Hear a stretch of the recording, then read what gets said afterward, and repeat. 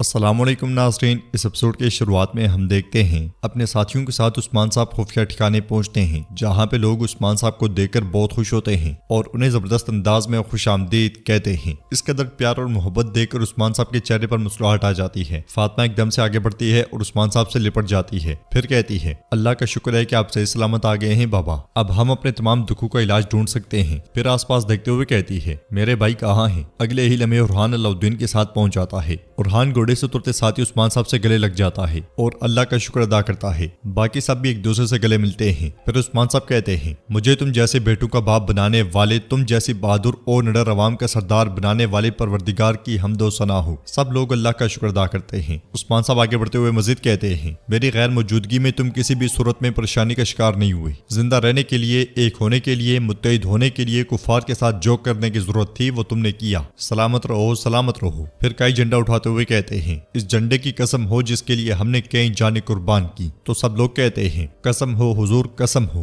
عثمان صاحب مزید کہتے ہیں آنکھوں سے آنسو بہانے والے ماؤں کی، اس مقدس سرزمین کو اپنے خون سے سیراب کرنے والے بہادروں کی قسم ہو۔ اپنے گھوڑوں کی پرواز کے ساتھ ہم جہان میں جن روایات کی ترویج کر رہے ہیں، ہمارے دل میں دیکھتی آگ کی طرح جلنے والے ایمان کی قسم ہو۔ لوگ بلند آواز سے کہتے ہیں قسم ہو حضور، قسم ہو۔ بران جھنڈا لہرا دیتا ہے۔ سردار عثمان مزید کہتے ہیں 3 خیموں والے اس قبیلے کی قسم ہو، انشاءاللہ کئی قبیلہ یہاں سے اپنی نئی بنیاد رکھے گا۔ قیامت خیز آگ جو ہم بنائیں گے وہ باقی قوموں کو زندہ جلا کے راکھ کر دے گی۔ اللہ اکبر، اللہ اکبر۔ یہ سنتے ساتھ ہی باقی سب لوگ بھی اللہ اکبر کے نعرے بلند کرنے لگ جاتے ہیں۔ کئی قبیلے میں التوگا ایک دائرے میں بیٹھا ہوتا ہے، اولوگان دائرے کو آگ لگا دیتا ہے۔ باقیوں کے ساتھ غازی اور فاطمہ بھی کھڑے ہو کر یہ سارا منظر دیکھ رہے ہوتے ہیں۔ اولوگان التوگا کے پاس بیٹھتے ہوئے کہتا ہے پہلے عثمان اب اس کے بچے، تم ہار گئے، تم نے ایک کے بعد ایک غلطی کی التوگا۔ اپنی تمام غلطیوں کی قیمت چکانے کے لیے تم جہنم کے ملنے کا انتظار نہیں کرو گے۔ ارل خان کے عذاب سے پہلے تم اولوگان کے غضب کا مزہ چکھو گے۔ یہ کہتے ساتھ وہ ہتھیار ہوا میں بلند کرتا ہے۔ التوگا کہتا ہے جان ارل خان اور سر اولوگان پہ قربان ہوں، یہ آگ میرے لیے کافی نہیں ہے، میرا سر کاٹ دو، مجھے جہنم کے جلتے گڑھے میں پھینک دو۔ مگر اولوگان غصے کو قابو کرتے ہوئے اسے گلے لگا لیتا ہے اور کہتا ہے نہیں، تم جانتے ہو التوگا، میں ہمیشہ غلطی کرنے والوں کو تلافی کرنے کا موقع دیتا ہوں۔ پھر سپاہیوں سے کہتا ہے آگ بجھا دو۔ منگول سپاہی پانی ڈال کر آگ بجھا دیتے ہیں اور اولوگان کہتا ہے اب میری نظروں سے ہٹ جاؤ التوگا۔ یہ دیکھ کر غازی بلند آواز سے کہتا ہے تم ہمیشہ کے لیے شعلوں میں جلتے رہو گے خبیث۔ منگول سپاہی سب کو وہاں سے بھیج دیتے ہیں اور اولوگان لوکاس کے پاس آ کر کہتا ہے جو غفلت تم نے پہاڑ کے قریب کی ہے لوکاس، التوگا واحد نہیں ہے جسے میں ایک اور موقع دے رہا ہوں۔ تو لوکاس کہتا ہے میرے سورماؤں نے سرحدوں کو گھیر رکھا ہے، میں ہر طرح سے مدد کرنے کے لیے تیار ہوں لوگان۔ البائی کہتا ہے عثمان میری سرزمین سے بچ کے نہیں جا سکتا، ہم جلد یا بدیر اسے ڈھونڈ لیں گے۔ صوفیہ کہتی ہے تب تک ہمیں یہیں رکنا چاہیے اتحادی بن کر۔ اگلے لمحے وہ سب سرداری خیمے کی جانب بڑھ جاتے ہیں۔ بیگم یوسف سے پوچھتی ہے کیا آپ نے سروجہ کو دفنا دیا بھائی؟ یوسف کے ہاں میں سر لانے پر وہ کہتی ہے آپ پریشان نہ ہوں، آپ نے بالکل صحیح کام کیا ہے۔ یہ کہتے ساتھ ہی وہ چلی جاتی ہے۔ خفیہ ٹھکانے پر عثمان صاحب لوگوں کے ساتھ بیٹھے کھانا کھا رہے ہوتے ہیں۔ کھانا بہت کم مقدار میں میسر ہوتا ہے، وہ سب تھوڑا تھوڑا بانٹ لیتے ہیں۔ الجن کہتی ہے یہ ان سب سے بہتر ہے جو ہم اپنے ارد گرد کی چیزوں کو ملا کر بنا سکتے تھے۔ کھانا کم ہے لیکن یہ حلال ہے۔ جواباً عثمان صاحب کہتے ہیں ٹھیک ہے ہمارے پاس کھانا کم ہے لیکن یہ بابرکت ہے، دنیا کے کسی کھانے میں یہ محبت نہیں ملتی۔ ایک ہی نوالا لینے کے بعد عثمان صاحب پھک جاتے ہیں۔ یہ دیکھ کر بالا خاتون پوچھتی ہیں کیا آپ کھانا نہیں کھا رہے عثمان؟ جواباً عثمان صاحب کھانا بالا خاتون کو دیتے ہوئے کہتے ہیں مجھے بھوک نہیں ہے بالا، پہلے ہمارے بچے اور بہادر کھائیں گے۔ یہ سن کر علاؤدین کہتا ہے نہیں بابا، ہم ایسا نہیں کر سکتے، آپ کو اپنی طاقت حاصل کرنے کی ضرورت ہے۔ بالا خاتون کہتی ہیں ہاں دیکھیں، آپ نے خیمے میں بھی دسترخوان نہیں لگانے دیا، باہر سردی ہے،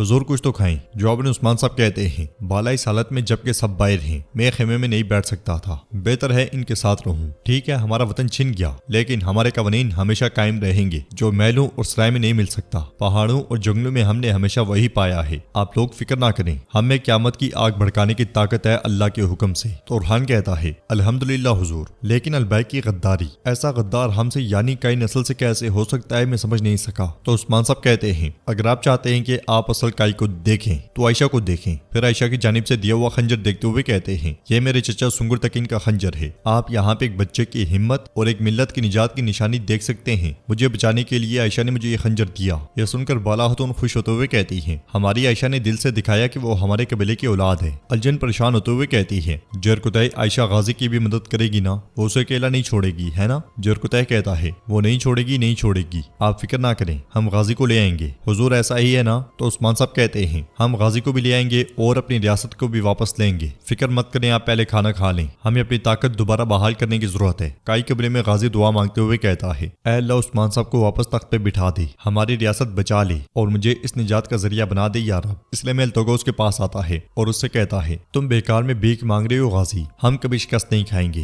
ہم ہی مضبوط ہیں منگول۔ تو غازی اس سے کہتا ہے کیا تم مضبوط ہو؟ اولوگان تمہیں استعمال کر رہا ہے، اگر تم مر بھی گئے تو اسے کوئی پرواہ نہیں ہوگی، اسے کسی پہ رحم نہیں آتا، وہ انسان نہیں ہے چچا، اور نہ ہی اس کے ساتھ کوئی کھڑا ہے۔ لیکن میرے سردار عثمان مختلف ہیں، وہ میرے بابا اور اپنے سپاہیوں کو اپنے بھائیوں کی طرح دیکھتے ہیں، کاش تم ہم میں سے ہوتے چچا، کاش تم انسان ہوتے۔ التوگو سے کہتا ہے ہمیں انسانیت نہیں طاقت چاہیے غازی، اپنے بابا کی طرح بننے کے لیے میں تمہیں ہرگز نہیں چھوڑوں گا۔ یہ کہتے ساتھ وہ اس کی ٹوپی اتار لیتا ہے اور اسے تلوار دیتے ہوئے کہتا ہے یہ لو، پہلے تم منگولوں کی طرح لڑنا سیکھو گے، یہ تلوار اب تمہاری ہے۔ غازی تلوار لیتے ہوئے کہتا ہے کیا تم نے سوچا کہ میں یہ تلوار لے کر منگول بن جاؤں گا؟ یہ مت سمجھو کہ میں یہ تلوار تمہاری طرف نہیں اٹھاؤں گا کیونکہ تم میرے چچا ہو۔ التوگو اٹھتے ہوئے کہتا ہے تم یہ کر سکتے ہو، یقیناً تم کر سکتے ہو، بس ہمت نہ ہارو، اگر تم میں ہمارا خون ہے تو تم ہار نہیں سکتے۔ غازی بھی کھڑے ہوتے ہوئے کہتا ہے میں جانتا ہوں کہ آپ کیا کرنے کی کوشش کر رہے ہیں، آپ جانتے ہیں کہ مجھے تلوار پسند ہے، میرے بابا نے مجھے تلوار اس لیے نہیں دی کیونکہ میں بچہ ہوں، اب آپ مجھے تلوار دیں گے اور مجھے اپنی طرف کرنے کی کوشش کریں گے ہاں؟ التوگو خوش ہوتے ہوئے کہتا ہے تم میں واقعی ہمارا خون ہے، واقعی یہ تلواروں سے محبت کرنے کی بات نہیں ہے، چلو دیکھتے ہیں کہ کیا تمہیں مہارت ہے، چلو۔ غازی اللہ اکبر کا نعرہ لگاتے ساتھ ہی اس پہ حملہ کرتا ہے۔ غازی کی مہارت دیکھتے ہوئے التوگو کہتا ہے میرا شیر میرا شیر۔ جنگل میں توران شامل اور کچھ ساتھیوں کے ساتھ آگے بڑھ رہا ہوتا ہے اور کہتا ہے کس نے سوچا تھا کہ ہم اتنی کم تعداد میں رہ جائیں گے؟ شامل کہتا ہے ہم چاہے تعداد میں کم ہی کیوں نہ ہوں، ہم سب کچھ سنبھال لیں گے، ہم منگولوں اور بازنطینیوں کو گھٹنے ٹیکنے پر مجبور کر دیں گے۔ وہ شکار تلاش کر ہی رہے ہوتے ہیں کہ سروجا ان تک آ پہنچتا ہے۔ سروجا کو زخمی دیکھ کر وہ اسے سہارا دیتے ہیں تو سروجا کہتا ہے میں ٹھیک ہوں، مجھے فوراً عثمان صاحب سے ملنا ہے، میرے پاس انہیں بتانے کے لیے کچھ ہے۔ یہ سن کر وہ تینوں اسے لے جاتے ہیں۔ ادھر ٹھکانے پہ گونچا ہولوفیرا کو کھانا دیتے ہوئے کہتی ہے یہ لو ہولوفیرا، دیکھو تم حاملہ ہو، تمہیں مزید کھانے کی ضرورت ہے۔ ہولوفیرا کہتی ہے نہیں میرا پیٹ بھر گیا ہے، یہ کافی ہے۔ تو اورحان کہتا ہے دیکھو گونچا ٹھیک کہہ رہی ہے، تم نے پرندے جتنا کھایا ہے، تمہیں مزید کھانے کی ضرورت ہے، کیا تم ہماری اولاد کو بھوکا رکھو گی ہاں؟ علاؤدین کہتا ہے اور اگر یہ میرے بھائی کی اولاد ہے تو اسے دگنا کھانے کی ضرورت ہے۔ اورحان کہتا ہے اسے دیکھیں حضور، اسے دیکھیں، علاؤدین سب جانتے ہیں کہ بھوکے تم ہو۔ علاؤدین کہتا ہے تم مبالغہ آرائی کر رہے ہو، تم نے مجھے اتنا کھانا کھاتے ہوئے کب دیکھا؟ ہولوفیرا گونچا سے کہتی ہے اللہ ہم دونوں کو اپنے بچوں کی پرورش کرنے کی توفیق عطا فرمائی۔ تو عثمان صاحب کہتے ہیں آمین، میرا رب ہمیں ہمیشہ متحد اور امن و ایمان میں رکھے، ہم اپنے بچوں اور پوتے پوتیوں کے ساتھ دوبارہ اس میز پر اس طرح جمع ہوں۔ یہ سن کر فاطمہ کہتی ہے آپ واقعی میرے بارے میں بھولنے لگے ہیں، آپ کہتے ہیں کہ میں ہوں جس نے آپ کو اس میز پر خوش کیا بابا۔ علاؤدین کہتا ہے لیکن اب تم بڑی ہو گئی ہو، تم پھپھو بنو گی۔ اورحان کہتا ہے اپنے بانجے اور بانجیوں سے حسد نہیں کرو گی ہے نا؟ جواب میں عثمان صاحب کہتے ہیں نہیں میری بیٹی بڑی نہیں ہوگی ہے نا فاطمہ؟ دیکھتے دیکھتے حلیمہ اٹھ کے چلی جاتی ہے، یہ دیکھ کر بالا خاتون اس کے پیچھے جاتی ہیں۔ حلیمہ ایک خیمے کے پاس پہنچ کر اس لمحے کو یاد کرتی ہے جب عثمان صاحب اور بالا خاتون نے اس کی جان بچائی تھی۔ اس خیال کے بعد وہ کہتی ہے آپ مجھے الجھا رہے ہیں۔ اس لمحے بالا خاتون اس کے پاس آتی ہیں اور اس سے کہتی ہیں میری بیٹی مریم کیا تم ٹھیک ہو؟ کیا تم نے پیٹ بھر کے کھانا کھایا؟ تم آ کیوں گئی؟ مریم کہتی ہے میرے سر میں شدید درد ہے، اگر آج آپ نہ ہوتی تو شاید میں مر جاتی، آپ دونوں نے مجھے ایسے بچایا جیسے میں آپ کی اولاد ہوں۔ بالا خاتون کہتی ہیں تم ہماری اولاد ہی ہو، کائی کے سارے بچے ہماری اولاد ہے مریم، جاؤ کچھ دیر آرام کرو۔ تو ناظرین اس کے ساتھ یہ ایپیسوڈ بھی اختتام پذیر ہوتی ہے۔ اگر آپ کو ویڈیو پسند آئی تو ویڈیو کو لائک کر دیں، چینل کو سبسکرائب نہیں کیا ہوا تو سبسکرائب کرنے کے ساتھ ساتھ گھنٹی والے آئیکن کو دبانا مت بھولیں۔ انشاءاللہ ملتے ہیں نیکسٹ ویڈیو میں، تب تک کے لیے رکھیں اپنا اور اپنوں کا بہت زیادہ خیال۔ اللہ نگہبان۔